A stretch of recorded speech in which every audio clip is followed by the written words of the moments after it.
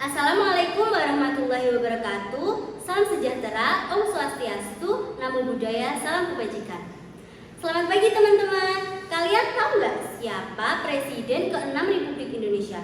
Yap, betul, Bapak Susilo Bambang Yudhoyono atau biasa kita panggil Bapak SBY. Jadi, pada kesempatan kali ini kita akan menjelaskan mengenai gaya kepemimpinan, gaya komunikasi, hal-hal yang paling diingat selama masa pemerintahan beliau, model pemerintahan yang digunakan, serta kelebihan dan kekurangan beliau dalam memimpin negara. Yuk simak penjelasan lebih lanjutnya. Oke, sebelum kita membahas kepemimpinan Bapak Susilo Bambang Yudhoyono, yuk kita ulas sedikit profil tentang beliau. Bapak Susilo Bambang Yudhoyono atau bisa disebut Presiden SBY adalah Presiden Indonesia yang ke-6, menjabat selama 2 periode dari tahun 2004 hingga 2014. Beliau merupakan Presiden pertama Indonesia yang dipilih secara langsung oleh rakyat melalui pemilihan umum. Beliau lahir di Pacitan, Jawa Timur pada tanggal 9 September 1949. Beliau adalah anak tunggal dari pasangan Raden Soekoco dengan Siti Habibah. Darah militer menurun dari ayahnya yang merupakan pensiunan sebagai Letnan 1. Bapak Susilo Bambang Yudhoyono menempuh pendidikan militer di Akademi Militer Nasional dan lulus dengan predikat terbaik pada tahun 1973. Beliau kemudian berkarir di militer dan meraih berbagai pangkat hingga akhirnya mencapai pangkat Jenderal TNI Purna pada tahun 2000. Yang pertama, gaya kepemimpinan Bapak Susilo Bambang Yudhoyono. Kepemimpinan Presiden SBY merupakan gaya kepemimpinan yang sesuai dengan era demokrasi karena SBY memiliki gaya kepemimpinan yang kontingensi.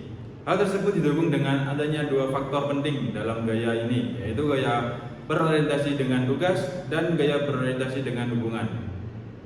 Beliau juga menegaskan kalau dirinya cenderung untuk mengalah dan lebih memilih melakukan berkompromi dan membuat konsensus. Karena Presiden SBY tidak ingin kepemimpinan yang dijalankannya menjadi otoriter. Beliau sosok pemimpin yang demokratis dalam mengambil keputusan, selalu mengajak beberapa perwakilan bawahannya, tetapi keputusan tetap berada di tangan SBY. Tipe pemimpin yang cermat dan berpikir matang sebelum mengambil suatu keputusan. SBY merupakan sosok pemimpinan yang sukses dan dengan bukti dapat menjalankan pemerintahan negara. Selama 2 periode, figurnya selalu menjadi perbincangan di kalangan masyarakat dan juga media, membuatnya selalu menjadi sosok politisi yang selalu diperbincangkan. Oke, selanjutnya ada gaya komunikasi publik Bapak Susilo Bambang Yudhoyono atau biasa dipanggil Bapak SBY. Nah, beliau ini mempunyai gaya komunikasi ada 2, yaitu gaya komunikasi verbal dan gaya komunikasi non-verbal. Nah, yang pertama gaya komunikasi verbal yaitu penggunaan bahasa yang formal dan terstruktur, di mana Bapak beliau dikenal sebagai orator penuh dengan ragam bahasa formal yang teratur, dan kosakata yang tepat dan sistematis. Beliau juga sering menggunakan kalimat dengan istilah-istilah yang jarang digunakan dalam sehari-hari. Untuk membuat pidato, beliau terkesan serius dan formal. Nah, selanjutnya ada penggunaan bahasa yang lugas dan tegas, di mana sisi lain beliau juga dikenal sebagai sosok tegas dan berani. Hal ini tercermin dalam gaya kepemimpinan beliau yang lugas dan tegas. Beliau juga tidak segan untuk menyampaikan pendapatnya secara langsung. Nah, yang kedua ada gaya komunikasi nonverbal, di mana penampilannya rapi dan profesional. Beliau selalu tampil rapi dan profesional dalam setiap kesempatan. Beliau juga menggunakan pakaian sesuai dengan acara yang dihadirinya. Dan yang kedua adalah ekspresi wajah dan bahasa tubuh yang tenang dan meyakinkan. Beliau menjaga ekspresi wajah tetap tenang dan meyakinkan dalam setiap kesempatannya. Ia juga banyak melakukan gerakan-gerakan tubuh yang berlebihan. Hal ini beliau terkesan tenang dan terkendali. Ada beberapa contoh yang gaya komunikasi yang telah dilakukan pada era Bapak SBY, yaitu seperti pidato kenegaraan, konferensi pers, dan setiap berbicara di media sosial. Beliau sering menyampaikan pesan-pesan politiknya pada seluruh rakyat Indonesia. Pidato-pidato tersebut selalu disampaikan dengan bahasa yang formal dan terstruktur, serta menggunakan istilah yang sesuai. Hal ini bertujuan untuk menyampaikan pesan secara jelas dan mudah dipahami oleh seluruh rakyat Indonesia. Selain itu, beliau juga tampil rapi dan profesional serta menjaga ekspresi wajah tenang dan meyakinkan. Lalu selanjutnya ada hal-hal yang menarik pada masa jabatan Bapak SBY. Yang pertama ada kasus mafia pajak. Ada yang pernah dengar nama Gayus Tambunan? Nah, kasus Gayus Tambunan ini sempat viral di masa pemerintahan Bapak Presiden SBY. Jadi, siapa sih Gayus Tambunan itu? Jadi, Gayus Tambunan adalah mantan pegawai negeri sipil pada Direktorat Jenderal Pajak Kementerian Keuangan Indonesia. Lalu, kenapa sih beliau sangat viral pada masanya? Gayus Tambunan merupakan koruptor kelas kakap yang kasusnya sempat menggemparkan Indonesia pada tahun 2012. Gayus Tambunan diduga menerima suap dari PT SAT sebesar 2 miliar. Suap tersebut diberikan agar Gayus Tambunan mengabulkan permohonan pengurangan pajak PT SAT. Kemudian pada tanggal 23 Mei 2012, Gayus Tambunan ditangkap oleh Komisi Pemberantasan Korupsi dan pada tanggal 20 September 2013 divonis 18 tahun penjara. Namun, yang menambah viral kasus Gayus Tambunan ini adalah selama masa hukumannya, Gayus Tambunan diketahui menikmati fasilitas mewah di rumah tahanan Cipinang, Jakarta. Fasilitas tersebut antara lain seperti kamar mewah, televisi, dan game online. Kemudian, pada bulan Oktober 2013, Gayus Tambunan juga kedapatan memiliki rambut palsu. Jadi, rambut palsunya ini diduga digunakan Gayus Tambunan untuk menyamar agar tidak dikenali dan memudahkan ia untuk dapat berlibur ke Bali dan juga ke luar negeri. Kemudian ada kasus yang kedua yaitu konflik perbatasan dengan Malaysia. Wah, konflik seperti apa ya? Yuk kita simak. Jadi, pada tanggal 1 September 2010, aparat keamanan Indonesia yang sedang melakukan patroli menemukan bahwa Malaysia telah melakukan pembangunan pos pertahanan di wilayah Camarwulan, Kabupaten Sambas, Kalimantan Barat. Jadi, konflik ini bermula ketika pemerintah Malaysia melakukan pembangunan pos pertahanan di wilayah Camarwulan. Loh, padahal secara geografis wilayah Camarwulan masih masuk ke dalam wilayah negara Republik Indonesia. Nah, karena itulah pemerintah Indonesia menentang adanya pembangunan pos pembatasan tersebut. Namun, pemerintah Malaysia menolak dan terjadilah ketegangan antara kedua belah pihak dan terjadilah bentrokan. Akibat bentrokan ini menyebabkan seorang anggota TNI AD dari Indonesia tewas.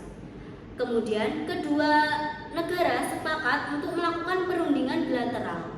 Pada tanggal 28 September 2010, kedua negara sepakat untuk menarik pasukan dari wilayah Camarwulan. Lalu yang terakhir ada menyelesaikan kasus GAM. Apa sih GAM itu? Jadi GAM adalah Gerakan Aceh Merdeka.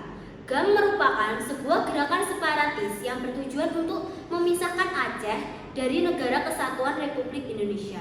Gerakan ini didirikan pada tahun 1976 oleh Hasan Tiroh, seorang ulama dari aktivis Aceh. Konflik antara GAM dan pemerintah Indonesia berlangsung selama lebih dari 30 tahun, mulai dari tahun 1976 hingga tahun 2005. Konflik tersebut menyebabkan banyak korban jiwa dan juga kerugian material.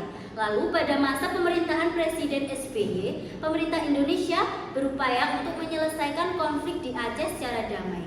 Upaya tersebut membuahkan hasil dengan penandatanganan Perjanjian Helsinki pada tahun 2005. Perjanjian tersebut mengakhiri konflik di Aceh secara resmi dan juga membuka jalan bagi pembangunan di Aceh. Yang berikutnya yaitu ada model pemerintahan. Model pemerintahan yang digunakan pada era Presiden Susilo Bambang Yudhoyono adalah model pemerintahan presidensial. Model pemerintahan ini didasarkan pada Undang-Undang Dasar 1945 yang menganut prinsip kedaulatan rakyat, di mana kedaulatan tertinggi berada di tangan rakyat dan dilaksanakan menurut Undang-Undang Dasar. negara dan kepala pemerintahan dijabat oleh satu orang, yaitu presiden. Presiden memiliki kekuasaan eksekutif, yaitu kekuasaan untuk menjalankan pemerintahan. Presiden juga memiliki kekuasaan legislatif, yaitu kekuasaan untuk membuat undang-undang. Pada zaman SBY, sistem pemerintahan presidensial ini berjalan cukup baik. Presiden SBY berhasil membawa Indonesia keluar dari krisis ekonomi dan meningkatkan pertumbuhan ekonomi. Selain itu, Presiden SBY juga berhasil meningkatkan kesejahteraan rakyat dan mempererat hubungan internasional Indonesia. Nah, selanjutnya adalah keunggulan pada masa kepemimpinan Presiden Susilo Bambang Yudhoyono. Terdapat beberapa prestasi positif pembangunan selama 2 periode dari tahun 2004 sampai 2014.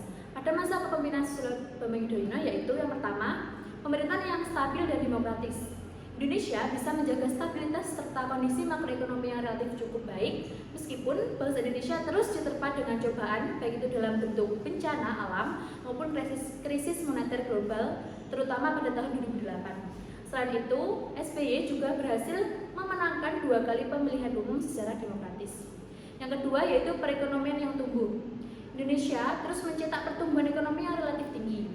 Pada periode tahun 2009 sampai dengan 2013, secara rata-rata pertumbuhan ekonomi nasional mencapai 5,9%. Hal ini didukung oleh berbagai kebijakan ekonomi seperti kebijakan fiskal yang ekspansif serta kebijakan moneter yang mendukung pemerintahan.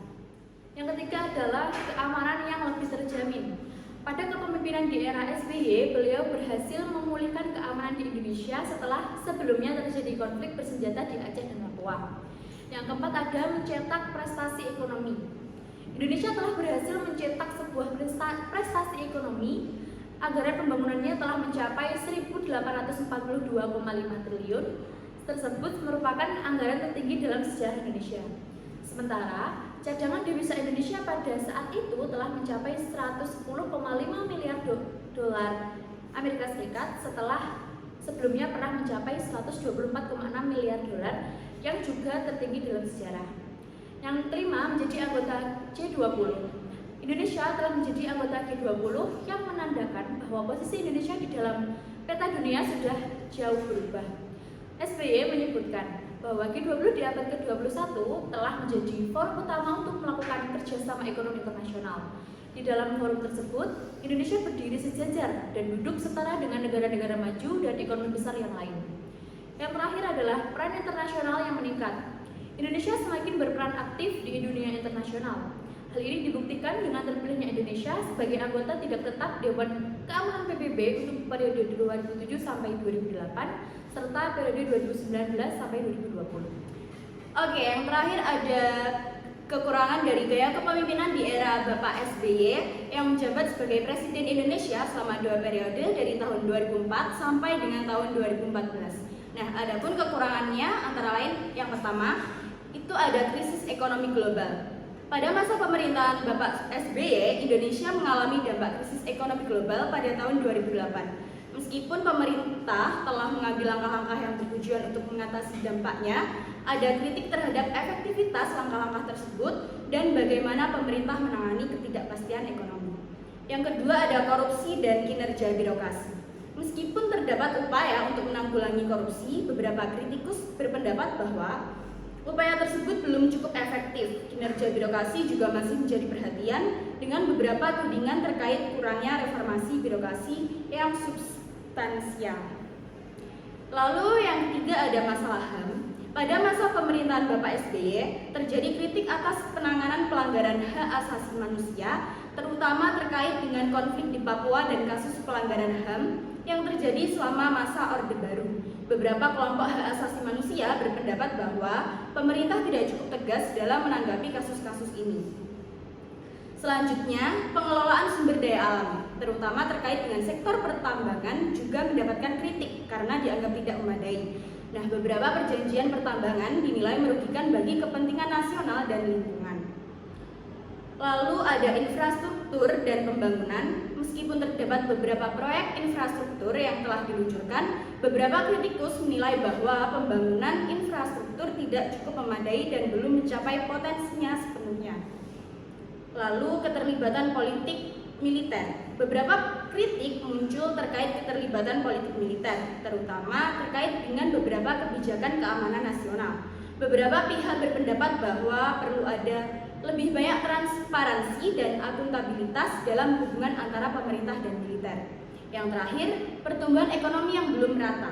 Meskipun terdapat pencapaian pertumbuhan ekonomi, beberapa wilayah di Indonesia masih mengalami ketidaksetaraan dalam distribusi manfaat ekonomi. Kritik muncul terkait dengan ketidakmerataan pembangunan di berbagai daerah. Nah, jadi itu tadi gaya kepemimpinan di era Pak SBY, teman-teman. Mulai dari gaya kepemimpinan, gaya komunikasi, hal-hal yang diingat selama masa kepemimpinan beliau, model pemerintahan yang digunakan beliau selama memimpin, serta kelebihan dan kekurangan beliau dalam memimpin negara tercinta ini.